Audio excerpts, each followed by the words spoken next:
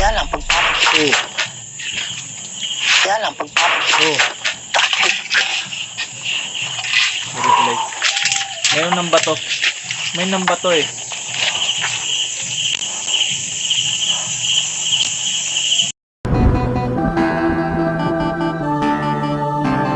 Akin na tuklasin ang mga istorya at ang mga kababalagan. Sa aking konseptong hinalo sa tunay na buhay, umisang katang-isip lamang. Halina't alipasukin ang mundo madilim at puno na nakababalagan. Babaliwan sa tanggulan, samahan niyo kong saksihan pagpapara. Ako si Rainy Sandigan. Yo, kumusta mga kamulto? Ako nga pala si Rain Sandigan at welcome sa Multo TV. Ngayon, samahan niyo ako sa isang honest review ng isa sa mga videos ni Kuya Red Ghost Adventures. Isang ghost hunter na madalas nag-iikot sa mga lugar na may mga kwento ng kababalaghan.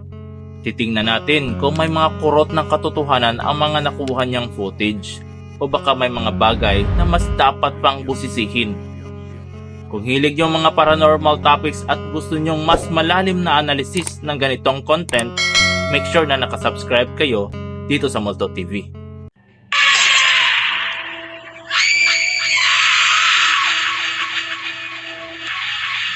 Hello mga idol, Kuya Red here, no? And welcome na naman po sa isa na namang kwentong nakakatakot at punong-puno ng kababalagan. Ang sabi ng mga tao dito, ang kwento nila, mayroon daw bata dito na naglalaro at mayroon daw tumatawa. Palagi nilang nakikita, kaya lang sinusundan nila yung bata. Sabi ni Kuya Red, meron daw batang nakikita dyan na pinaniniwalaan nilang kaluluwa. Sabi ng mga nakatira dyan na pinaniniwalaang kaluluwa o multo. May ganun din kasing kwento nung nag-ghost hunt pa ako dito sa Davao City.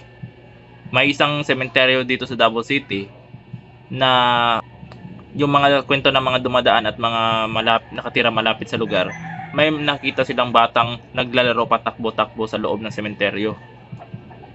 Nagtataka sila kung bakit may batang ganon kahit na hindi naman nila kakilala. Parang ganito rin yung kwento na narinig ni Kuya Red sa mga nakatira sa lugar. Parang ganito rin yun eh. Wala na nawawala. Mind you, hapon yun na nakikita nila. Kaya lang pagsapit naman ng gabi, mayroong tumatawa dito. At even sa hapon, mayroong naririnig nila yung tumatawa. Yan. So yun yung inimbestigahan natin dito mga idol. Kasi Sabi niya, may naglalaro. Pero pagsapit ng hapon or ng gabi, may naririnig daw silang tumatawa. May tumatawa na hindi naman nila nakikita kung sino tumatawa sa lugar. Which is katakataka. Katingalahan jud na kay nganong na may mukatawa sa isa ka lugar nga ana nga lugar. Ngit-ngit na tapos okay lang sana kung naay kuan na suga. Pero problema wala may suga or basin ni nagduaw lang. Katingalahan kay nakigabi tapos na nagkatawa diha sa sementeryo o siguro permi nila madungog na. Para sa paniniwala nila, hindi normal yon. Kung sa paniniwala nila, may espiritong gumagala sa lugar. Yung kwento ko naman, yun sa sementeryo, ganun din. Yung pinagkaiba lang nun, may batang naglalaro sa loob ng sementeryo, nakikita nila tumatakbo-takbo, patakbo-takbo. Tapos, kapag gabi naman, may naririnig silang humihiyaw. Nagasinggit ba? Nagasinggit. Sumisigaw. Parang sumisigaw sa sakit. Parang pinahihirapan, ganun. Yun yung pinagkaiba lang sa kwento ngayon ni Kuya Red at tsaka sa kwento na narinig ko sa lugar na napuntahan ko nung nag-ghost hunt pa lang ako. based on my experience and also sa study ng mga paranormal expert, yung bata, yung demonyo, pwede kasi yung bata yan, nagpapakita na parang bata para ma-entice ka niya. At saka yung tawa na naririnig nila, possible. Sabi ni Kuya Red, yung demonyo daw, pwede daw magkunwaring bata. Kumbaga, nakikita nilang batang tumatakbo, kaya lang demonyo yun. Ginagawa ng demonyo talaga yun, yung mga ganong estilo, para makapag-linlang ng bibiktimahin niya ng mga tao. Nabibiktima yung mga tao, lalo na yung mga hindi mananampalataya. Mahina yung spiritual. Yun, tuloy natin. na demonic din yun. Kasi wala pa akong nabalitaan na or siguro konti lang na nagsasabi na yung kaluluwa tumatawa. Karamihan sa mga kaluluwa na humingi ng tulong umiiyak at yung mga salita lang nila naririnig, pero parang wala akong naririnig na nagpaparamdam na tumatawa.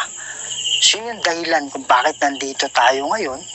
Wala, parang kakaiba kasi daw. Kasi nga, kung kaluluwa lang ito, ordinaryong kaluluwa lang ito, kadalasan nating naririnig yung umiiyak, humihingi ng tulong, kasi nga nalulungkot sila kung bakit hindi pa sila makaalis sa lugar na dapat hindi na sila naroroon, dapat naana sila dito sa lugar nga sa mga patay, kung asa ang mga kalag nag-ipon-ipon na dito isa ka lugar nga espiritual, pero naagyapon sila sa lugar diri sa kalibutan, dili sila makatawid, di sila makahawa.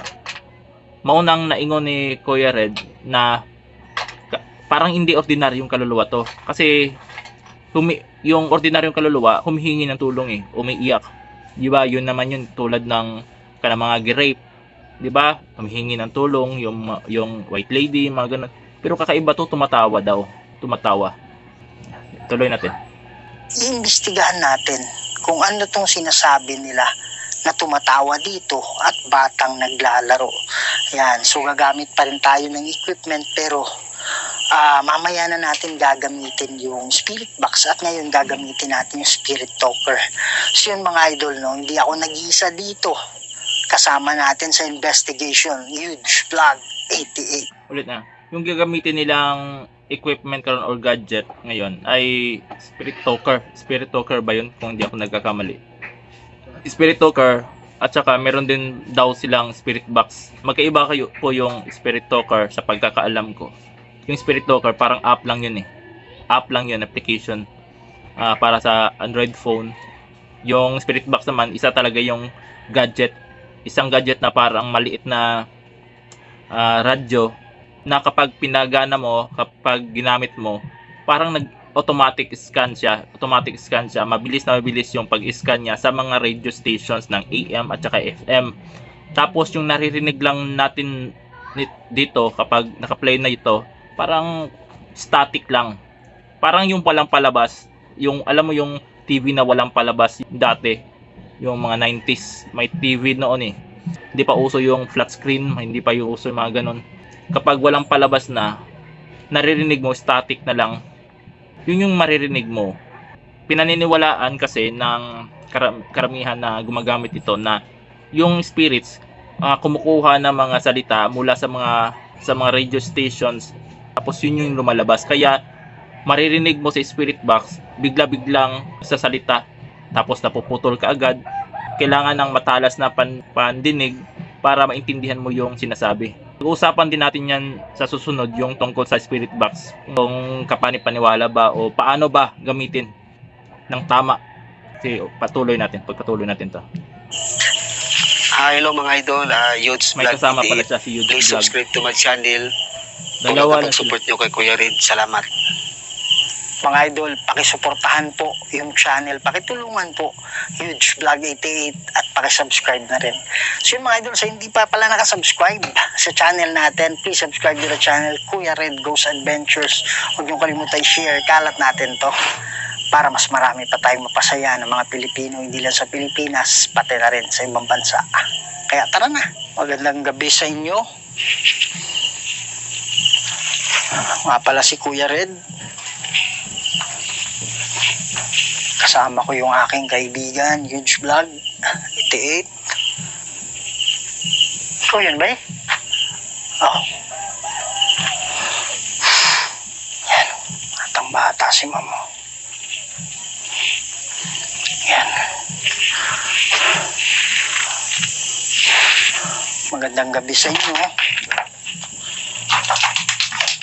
Sabi nila meron daw bata dito na tumatakbo-takbo pero biglang nawawala.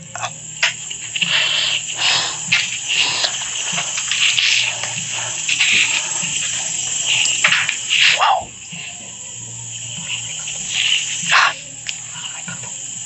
Kaya nga, Yung hindi pa tayo nag-start, dalawang katok yan, oh. Naka-off lang yung camera ko, eh. Mga Engkanto, hindi kayo kasali dito, ha?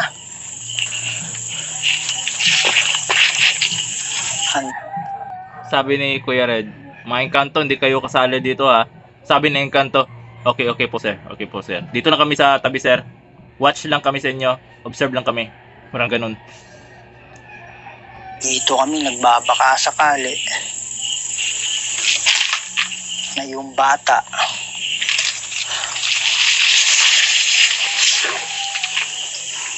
may mensahe.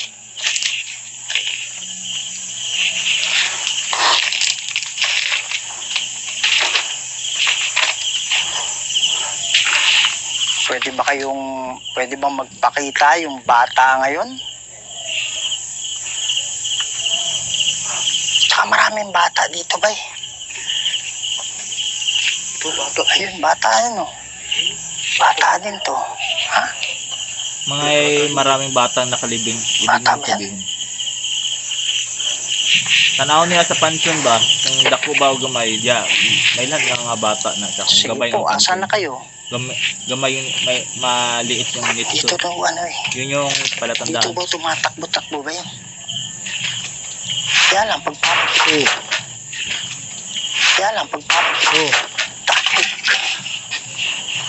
replay. Ngayon ng bato. May nang bato eh.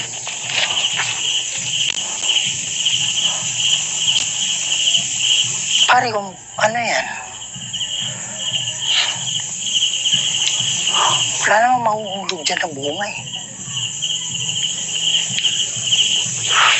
Hindi bunga yun eh. Base sa pagkarinig ko, hindi bunga yun. Mura tong kahoy nga nahulog gani. Takbo na to ha. Buo ba yun? Pakinggan yung kahoy ha. Pakinggan mo. Kaya lang, taktik. Oh, narinig niyo yun. Tunog kahoy yun eh. Tinignan pa ni Kuya Red eh. Parang tinignan pa nga niya yun. Parang nakita niya yun. Parang nakita niya yung Pare, binato eh. ano yan? Sa bubong. Wala namang mahuhulog dyan na bunga eh.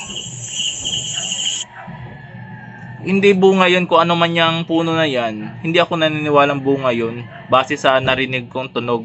Hindi bunga yun eh. Kahoy yun eh. Parang lumang kahoy na materyales doon sa mga nitso. Parang ganyan oh, yung nakikita nyo dyan. Parang ganyan eh. Parang pwede ding sanga ng kahoy na nandyan, yung sanga ng puno. Pwede din.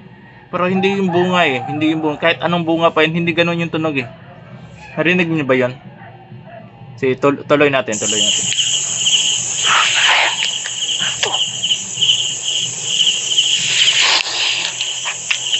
Ano ba yun? Hindi bunga po yun. Hindi yung bunga ng puno. Kung ano man yung puno na yan, hindi bunga yun. Base sa pagkadinig ko. O kabalo kung may nagtitripping sa kanila o sila Kuya Red yung nagtitrip sa mga audience. Di ko alam, di ko naman sinasabing nagtitrip sila. Yung sinasabi ko lang, baka may nagtitrip o nagko-content lamang si Kuya Red, kasali sa script yun, yung may nambato, ewan ko lang. Basta para sa akin, yung narinig ko, hindi yung bunga at saka ganon, parang ganon.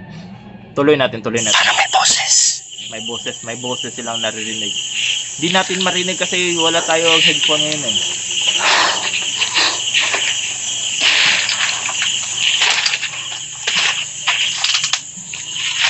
Pwede ba kayong magpakita ngayon?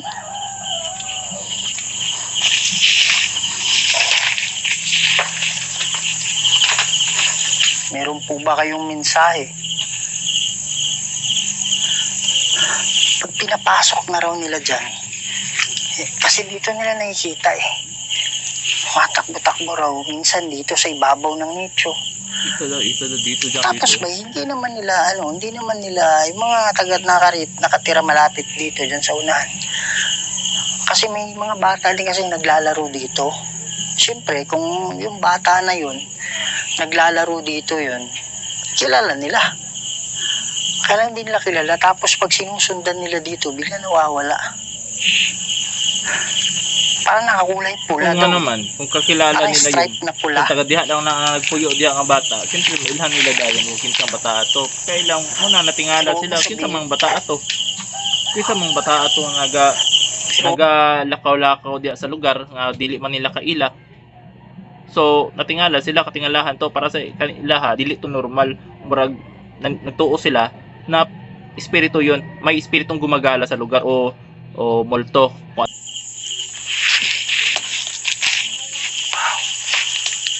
Ano yan?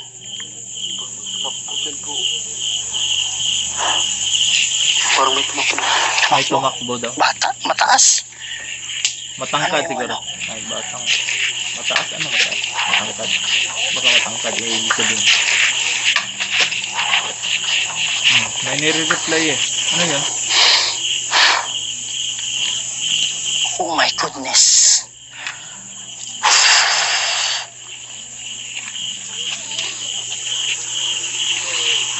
Ito yung tumunog, di ba?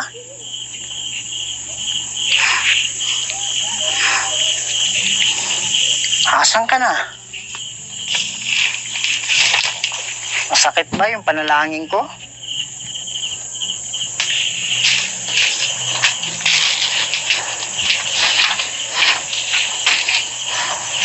In nomine Dei Patris et Filii et Spiritus Sancti. Kung ikaw man ay demonyo, inuutusan kita. Gumawa ka ng ingay.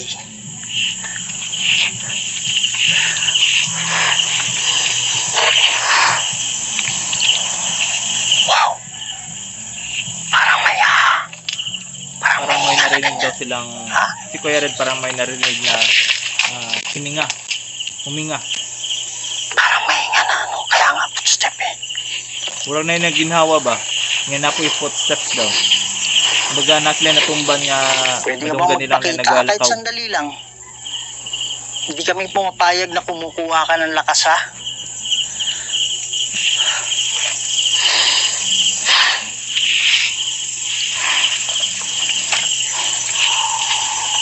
Ikaw ba yun?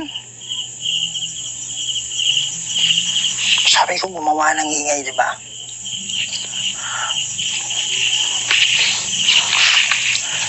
Saya-saya mo dito, nagtumatakbo-takbo ka daw.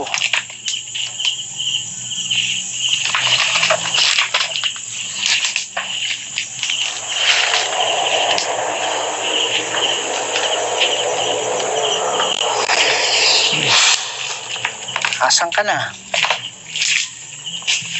Huwag ka magtago, lumabas ka. Labas mo yung galing mo.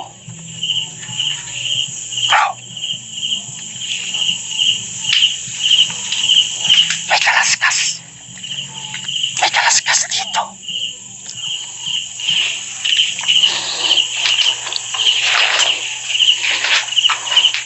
Sabi nila matapang ka pero hindi ako naniniwala. Mas malakas yung Diyos namin sa'yo. Totoo naman yan. Kailangan mo rin Nawa ang ka lang tiwala ng ng Diyos. Diyos para hindi ka tatablan. Sumuway lang kayo. Sumuway lang kayo. Ano yun? Parang may Ha? Kaya nga narinig ko dukdok. eh. Patok.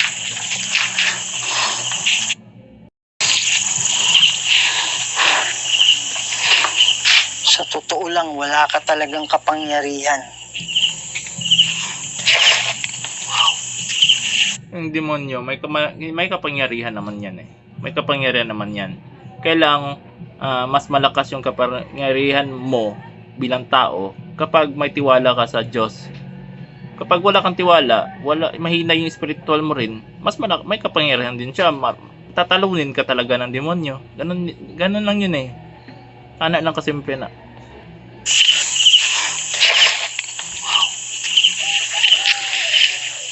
Ano yan? Hmm? Ha? Parang lakas na. Ano yun? Parang ano, alam mo yung parang nabilaukan.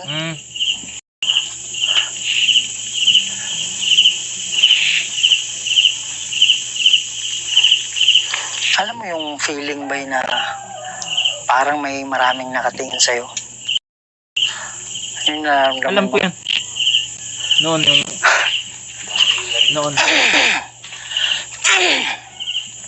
Sabi ni Kuya Red, alam mo ba yung feeling mo na parang may nakatingin sa iyo, maraming nakatingin sa iyo kahit wala ka namang nakikita sa lugar na mga ganyan. Totoo naman talaga 'yun. Kaya lang mostly yung nararamdaman mo psychological lang kasi 'yan. Kumbaga nasa isip mo kasi base sa narinig mong kwento sa lugar, may ganyan, may ganire, may multo, may demonyong demonic spirits. Kaya feeling mo may nakatingin sa iyo kasi feeling mo may mga multo or kaluluwa na gumagala dyan. Kaya yun yung nararamdaman mo. Kaya kadalasan yung kapag sinabing haunted yung lugar na yan, mo yung na mas nagpapa-haunted sa lugar. Imbis tawuan ng lugar, niadto ka dito tungod sa imong nadungog nga story or mga kwento-kwento sa lugar, musamot og ka, ibig ko sabihin yung haunted, nagiging mas haunted ang lugar dahil sa kwento na narinig mo. Tapos, nung pumunta ka, nakaramdam ka ng parang feeling mo may nakatingin sa'yo, may nakikitingin sa'yo, may nararamdaman kang katabi, ganon, mga ganon. Mas nagiging haunted yung lugar dahil sa naiisip mo. Minsan nagkakaroon ka ng hallucinations, pero hindi naman talaga lahat ng ganon. Kaya lang mostly kapag pumupunta ka talaga sa mga ganyang lugar, hindi lang sementeryo, hindi ko sinasabing sementeryo lang, kahit mga abandoned na bahay, buildings, mga ganon. Lalo na siguro kung totoong haunted yung lugar, siguro yun yung legit na parang may nakatingin talaga. Try nyo nga, pumunta kayo sa isang haunted na lugar, tapos kailangan marinig nyo muna yung kwento doon. Kailangan marinig nyo muna yung kwento sa lugar. Tapos kapag pupunta ka doon, try mo nga, maiisip mo talaga na yung mga kwento doon, papasok lahat yun sa isip mo, sa utak mo, habang nandun ka na nag-explore sa lugar. Tapos yung mararamdaman mo, parang andun sila sa tabi. Parang katabi mo, parang nakatingin sila sa iyo, parang nakadungaw sila sa taas. Mga ganun. Totoo naman talaga yan eh.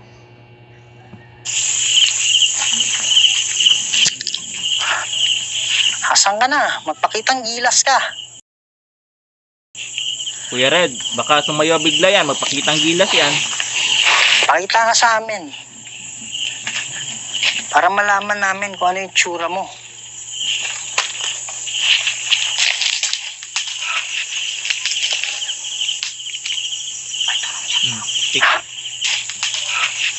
Parang may nakaapak ng sanga ng puno. Nahulog na sanga ng puno. Sige nga, pakita ka nga. Asan ka na? Loko, akala ko yung nakablo sa taas. Ano yun? Ano yun?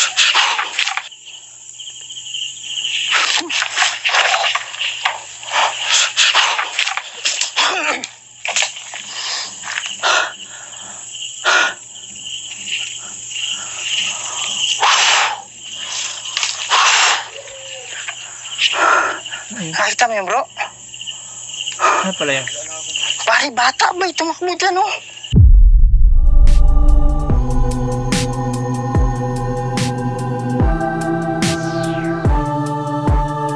Akin na tuklasin ang mga istorya at ang mga kababalagan sa aking konseptong hinalo sa